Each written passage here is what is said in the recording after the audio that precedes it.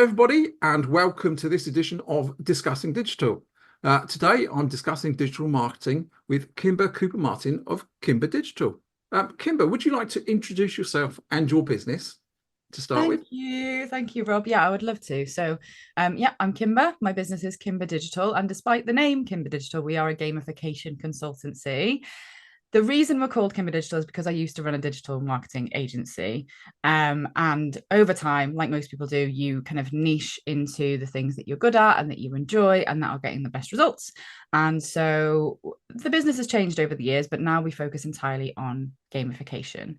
Do you think it would be useful for me to explain what gamification is? Yeah, and let's do that now. As you slid straight into that into conversation, definitely go for it. Yeah, I think people might not have heard the term, but once I explain it, and maybe if we discuss it a bit, you will realize that you see it everywhere. All the big businesses are using it, lots of small businesses are using it now. It is a game changer, excuse the pun, for marketing, for business, for motivation.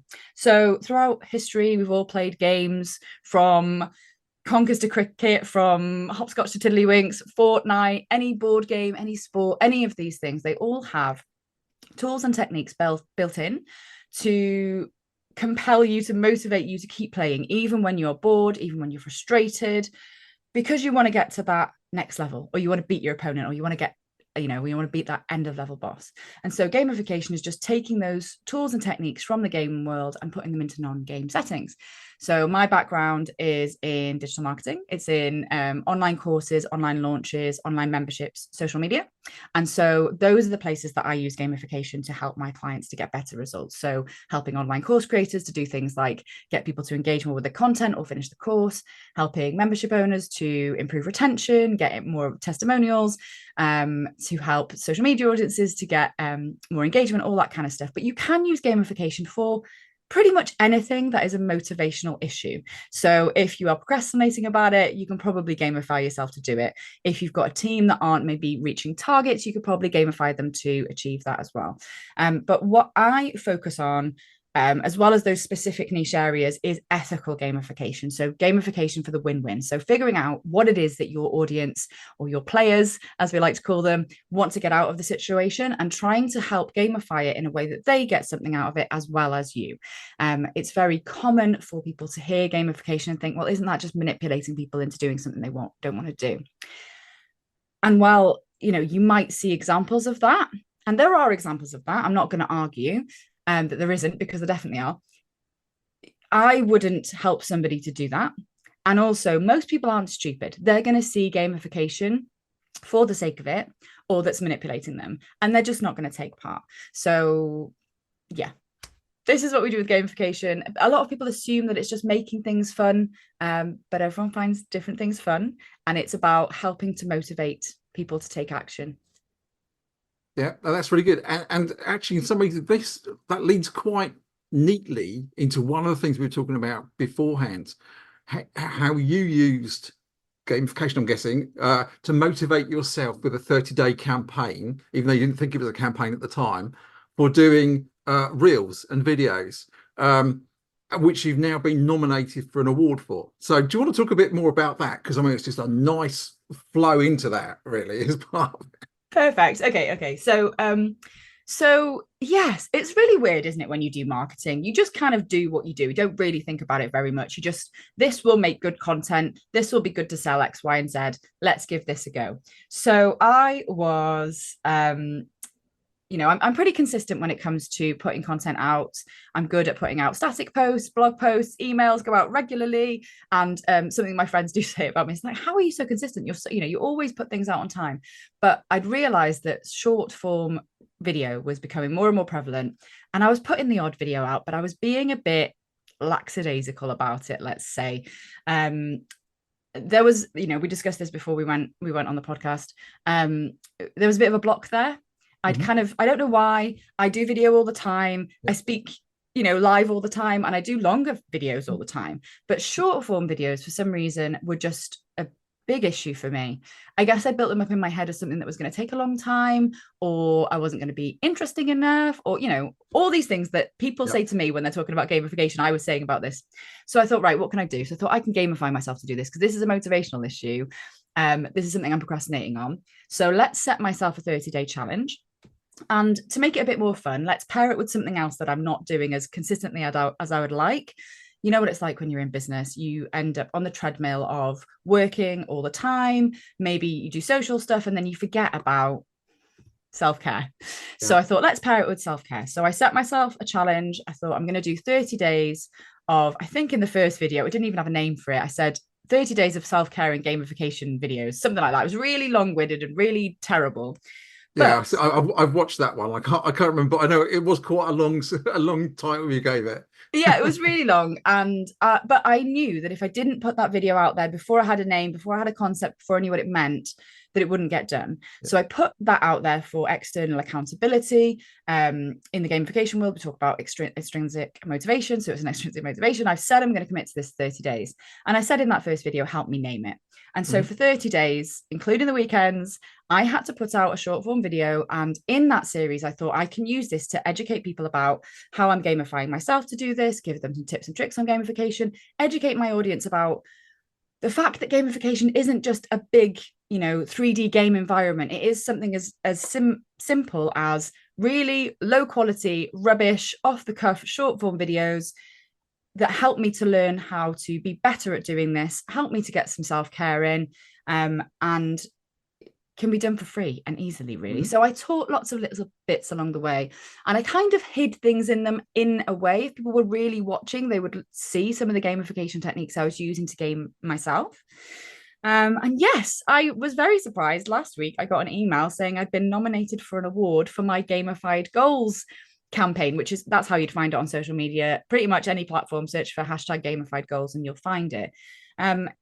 It's weird because it wasn't like successful in, like, it didn't go viral. It wasn't like a huge lead generator, but it was really good for educating my existing audience and also learning a lot for myself about how I can make short form video a bit easier, how I can be quicker about it, and how I can do it every day if I need to. It was a lot of fun and it's a bit silly. And I'm pretty sure I've got a couple of speaking gigs off the back of it as well, which is always nice. That's very and so just on that, I mean, there's a couple of things. One, we sort of like didn't really talk about what platforms you use, and the truth is, like, the list you provided, you use pretty much every platform. So it'd be interesting to kind of say, I only look for it on Instagram, but is it on a lot of others as well? Gamified Goals is on YouTube Shorts, Pinterest, Instagram, Facebook, LinkedIn, X, TikTok. Okay. And I think I put it on Threads as well. But I mean, it's a short form video, right? So this format works everywhere. And it works particularly well on the platforms that are designed for short form video, but it works well on the others as well, because that's what people are used to seeing now. Yeah. Yeah. And like Pinterest specifically, it's one that people think, oh, it's just for static content. Do you know what? Those short form videos did so much better than any static content I've ever put on there. They're much more engaging, they're much more interactive. So yeah, I think it would be surprising to some people, but it is a good place to put short form content. Yeah. I'm going to come back to Pinterest in a minute, because we sort of discussed that beforehand, because I think you're the first guest that's really been sort of talking about Pinterest and having a lot of success with it. So I'd like to explore that in a minute. Before we go there, it'd be interesting. You said as part of that challenge, you actually learnt and some techniques for making short form videos much easier. Would you be willing to share a couple of those with people that are watching or listening? Yeah, definitely. So I think it's very easy to think I have to do talk to camera. And one of the great things about pairing it with daily self-care was that I could record myself doing things like putting on a face mask, doing my nails, whatever, that B-roll content, and store it up. So like, it was my challenge. If I wanted to batch it, nobody was going to know. As long as the videos went out daily, it's fine. So obviously we know to batch content, but it really made me batch that content because I had to get those videos out every day.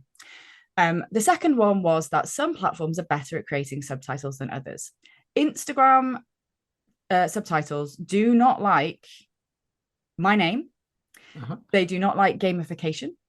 They do not like a lot of stuff because I've got a British accent. TikTok was much better. So I found that I could create the video. I would use just an app on my phone to edit it.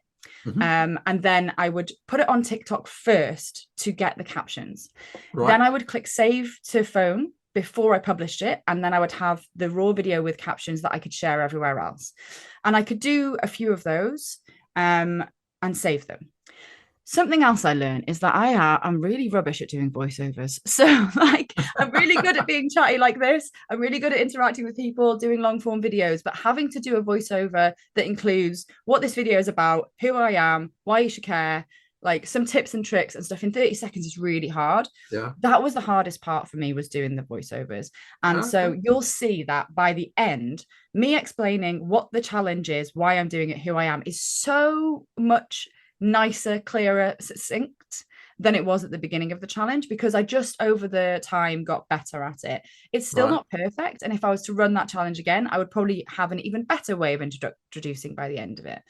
But one of my business friends actually said to me, she was like, you're wasting so much of those videos introducing yourself. Like, you would get much better reach, you would get much better engagement if you could make that more succinct, or if you could do some of it at the end. So I was experimenting all the way through as I was posting. But yeah, I think you've got to figure out for you what it is that you're struggling with and what tools you need to use to make it better. But yeah, I think that major one for me was using the captioning tool on TikTok and downloading it first to put everywhere else. Brilliant. Captions everywhere else are not great. Yeah, that's really, really good to know, because as you know, we discussed beforehand, I've still got a bit of a block with doing short form video. So even if nobody else who listens or watches this takes anything away, that's a huge tip for me. So thank you very much. It's now for me to go and put that back into practice. So let's kind of link back a bit. As I said, you also mentioned the success you had on Pinterest, and as I said, not many people, or not many people that I've spoken to, maybe that's just because I don't speak to people that are on Pinterest because I'm not on it very much. So it'd be really good to know how you're finding at Pinterest to really work for you, because for me, it felt like a few years ago, everyone was talking about it and having a lot of success with it. And then a lot of people that I know of small business owners have maybe stopped using it. So it'd be really good. But you mentioned some of the real benefits that you're finding from it. I think it's really easy to dismiss a platform like Pinterest. I know that for a fact. I will, like when I was planning my wedding a few years ago, I used Pinterest to plan the wedding, like all of the looks, all that kind of stuff. I use Pinterest when I'm planning anything crafty, anything garden based. But you might think, well, what about business? And I found somebody that I knew was using it for their business and teaches it as well. I don't know if they teach it anymore, so I won't mention names. But I said to them, like, is it worth me doing? And they said that it's really, really good for website traffic. So if you've got free stuff, so everybody's, you know, if you're doing digital marketing, you'll have lead magnets, you'll have a free Facebook group. You know, we've got a free Facebook group. Those things do really well on Pinterest. Right. And especially like blog posts, like things like, I don't know, 10 things you need to know about X, Y, and Z. And they go to your website from that. If you can capture that traffic on your website from Pinterest, you're going to do really well. It's really, really good. Like I get much higher views on Pinterest than I do in a lot of other places. And an easy way to do it is you create the evergreen, you know, content for your lead magnet or whatever it is. And then you just use a product, like, it doesn't have to be Tailwind, but Tailwind is the one that I use, to repost that over and over again over weeks and weeks, and pin it to different boards, Right. so that it's getting more and more and more and more views. You do have to be consistent with it, but the content stays there for a long time. And if you tagged it right and somebody's searching for a particular thing, they will find your content and they will pin it, and then all of a sudden it'll get traction again. It's a search engine, basically, just like YouTube or Google. It's really, really good for SEO. So yeah, I think it's one of those that you don't really have to put a huge amount of effort in once you've got into the swing of things. I'm not as consistent there as I would like to be, but it can be really good for website traffic for sure. That's brilliant. That's really, so I'm going to go and look at Tailwind, because I've never heard of that before. So that's another lesson for me. God, this is a really good episode for me to go away and start learning even more stuff. So that's brilliant. So that's really good. Another thing we talked about beforehand, that I'd like to explore now, is the new thing that you have just released, going back to the gamification world, that you've got now helping people to understand some of the mistakes they're making on Yes. with gamification, and you're sort of like the 7 big mistakes. But would you like to kind of explain how you're doing it? Because you're doing it quite different to what other people are. And I think it's another brilliant idea that you've got that people should be start listening about. Yeah, so this was a lead magnet specifically for membership owners, because one of the things I do is I work with membership owners, so people who run kind of online educational memberships that are already successful, to improve them with gamification. So improve retention or whatever the thing is that they're having an issue with. Engagement tends to be a big one. And quite often people will say to me, Kimber, can you help make my membership more fun or whatever? And I'll say, well, different things, different people find different things fun. What is it that you're actually struggling with? What have you tried? And oftentimes, if gamification hasn't worked in their membership before, it will be one of these 7 things. So I thought I'll make a freebie, the 7 big mistakes that business owners make when they're gamifying their membership. And I thought, I can't just do a boring PDF. I can't do it. Like, I can't do it because nobody will read it. And so it's pointless. But I also can't do it because we're a gamification consultancy. We have to make it fun. We have to make it interesting. We have to find a different way of doing it. And so I thought, well, one of the things that I teach is about looking at all of the different personality types in your audience. We call them player types, and gamifying for them, gamifying with them in mind. And I thought most people aren't actually going to read a PDF. Like, there are certain personalities that are achiever types that will get the download, read it, implement straight away. But most people aren't like that. So I thought, how can I create something that's going to have options for different types of learners, different types of personalities? So if you want access to this information, you can get it in a number of ways. You can get it as a PDF. If you want all the tips at once and you want to just get on with it, you can totally do that. You can choose that as an option. You can also get it as a video series, where we'll release a short video every day of me talking you through the mistake, what you should be doing instead or could be doing instead, and then a question to think about when you're gamifying your membership. We do the same with an audio series. And this is my first foray into the podcast world. So it's very short, like 2 or 3 minute individual episodes. And there's only the big mistakes in it. It's private kind of podcast situation. Or you can get it as an email series. So you get a dripped email every day with the mistake, what you should be doing instead, and the question to ask yourself to consider. It's a bit of an experiment. I've not seen anyone else doing it. That doesn't mean they haven't. It just means I've not seen it. And we released it last week. I think we've had about 50 downloads so far. And it's so interesting. I love metrics. I love numbers. I love looking at the data. Obviously, gamification metrics are a big deal. And it's just been fascinating seeing like what people choose. Yeah. Because it's very easy when you're gamifying anything, or when you're doing any marketing actually, to assume everyone will do what you would want to do. Yeah. And I am always wrong. I'm always wrong. Like, I'm always wrong. And not only me, but all my clients are always wrong about what they assume their customers are going to do as well. It's fascinating. And I mean, at the moment, it's a big proportion as PDF. Right. But we've got like quite a few are going for the other options as well. So we've got quite a few going for video, quite a few going for audio, and quite a few going for the email drip. Now, it's only a week in. Not all of the tips have been released for most people. Right. In fact, not all of the audio is in the podcast. It is in the podcast world yet. So they can only access the first couple right now. So it'll be really interesting over the coming weeks and months to see how that changes and what the most popular one is, and to experiment with it a bit more. I mean, I've got lots of ideas for it at the moment, but it's very early doors. Yeah. Well, I signed up to it yesterday when you sent through all your links as part of my research. So I'm on day one, and I've gone for video. So and I've watched day one's video, and I'm looking forward to seeing day two's tomorrow. I love it. It is a big experiment, and it was created in line with something that I just spoke at a summit about memberships.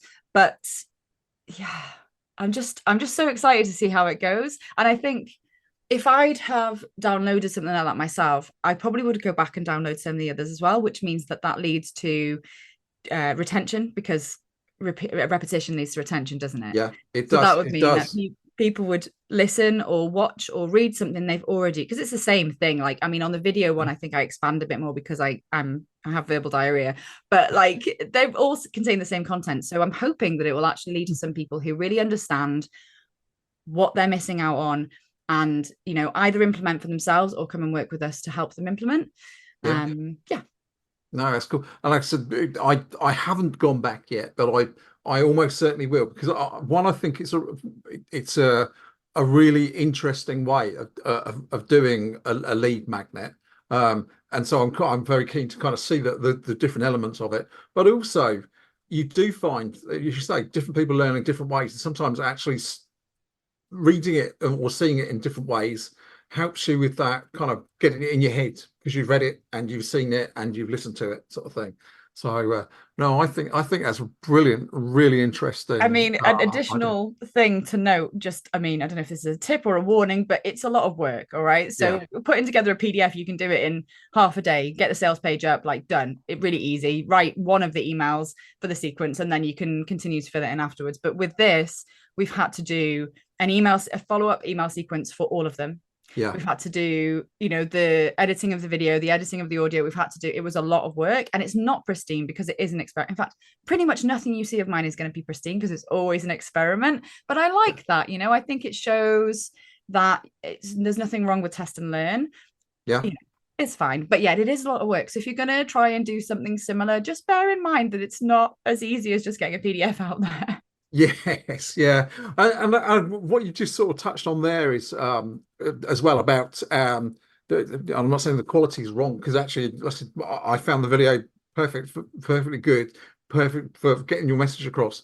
But some people I find end up getting hung up on getting everything absolutely perfect before they put something out, and actually never get it. I'm a believer in that done is better than perfect. I don't know about how you feel about that. I have no time for it. I have no patience. Like, the thing is, I could keep playing around with everything forever. Like with the gamified goals campaign example, I could have waited until I was really perfect at Reels, but then it would have negated the point.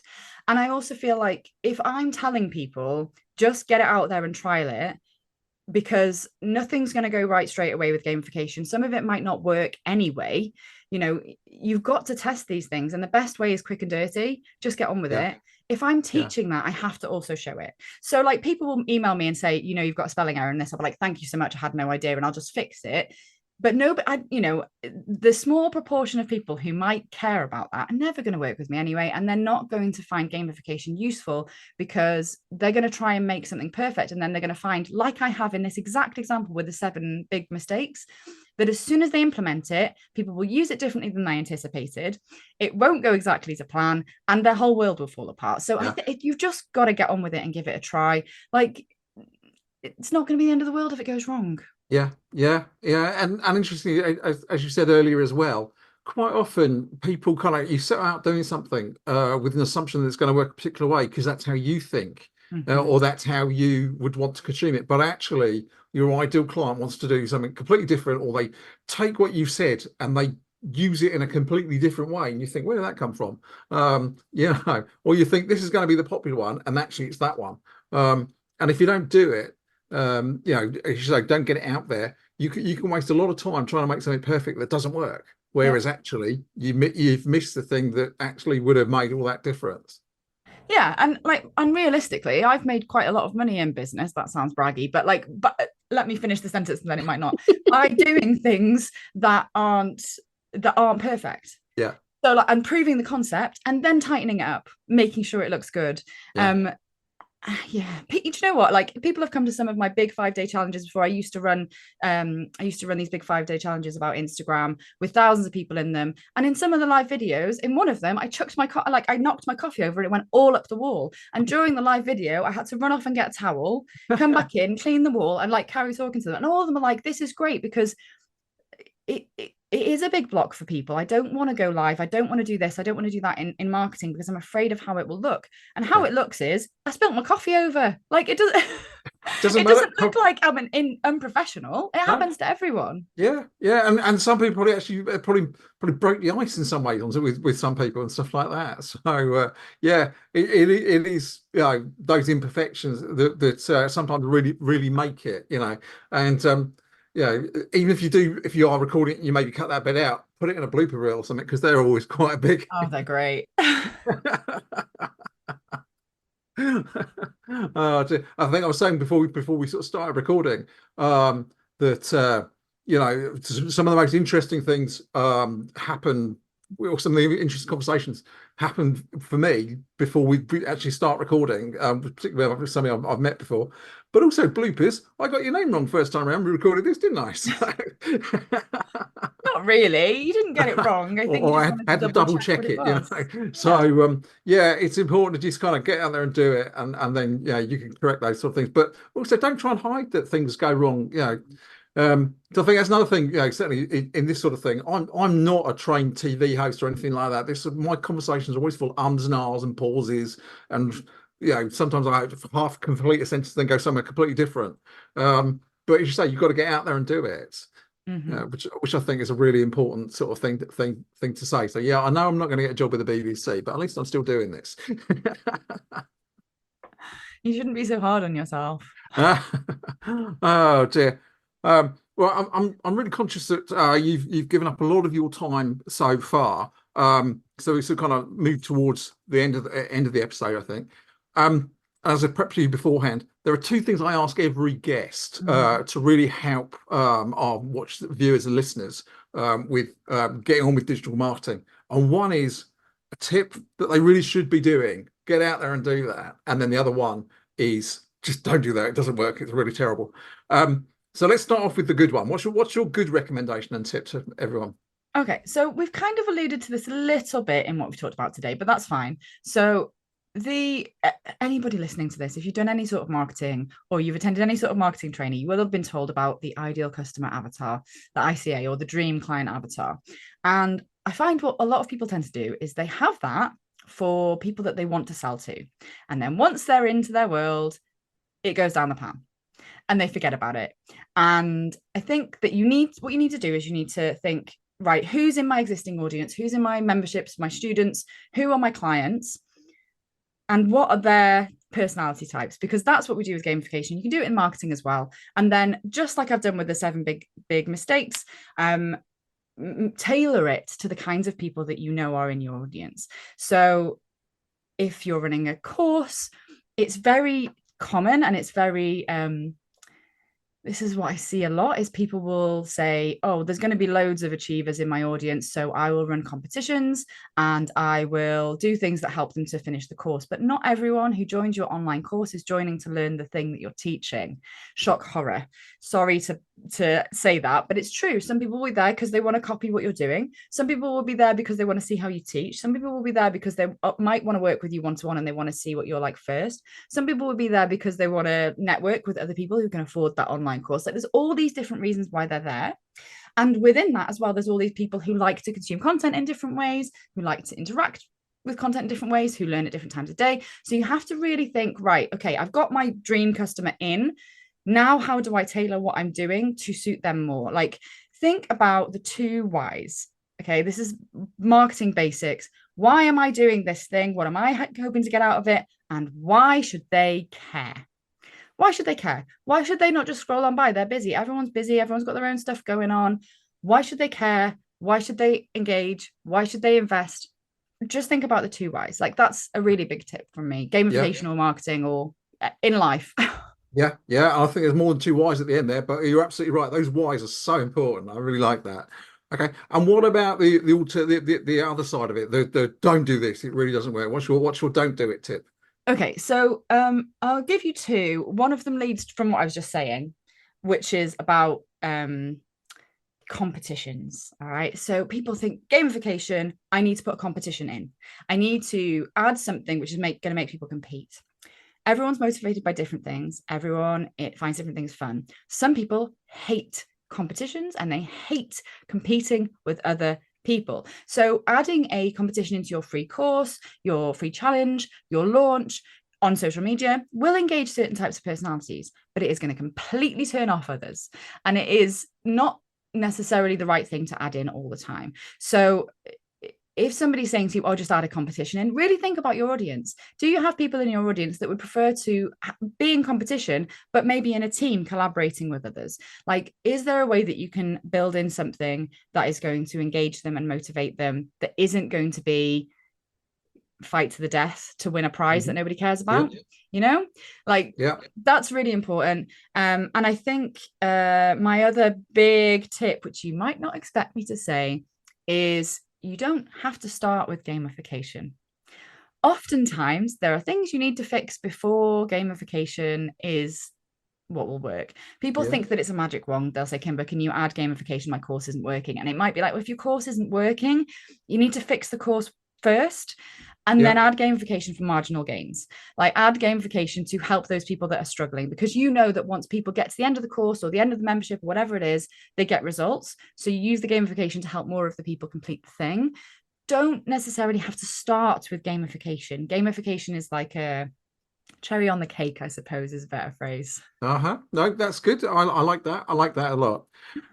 That's brilliant. We as part of the show notes and everything, all your links will be displayed on our website and on the podcast platform, etc. So people can find it. But if there's one way to find you, what's the quickest way for them to find you? So we're Kimba Digital everywhere. So Kimba, like Simba, but with a K, digital on pretty much all the platforms. And if you're into Facebook group, we have got a Facebook group called The Business Game. It's free. We talk about all things business and gamification, really. So do come and join me there if you'd like to join. Well, I'm going to come and find that as well. So that's brilliant. So it just sort of like the final thing is to just say thank you so much for your time today. It's been brilliant conversation. I really enjoyed it. Learned so much. Lots for me to go away and take away. Learn about what our listeners and viewers do. I've got lots of stuff to be getting on with, and I'm really looking forward to it. So thank you so much for your time. Thank you, Robert. It's been really fun. It's a pleasure.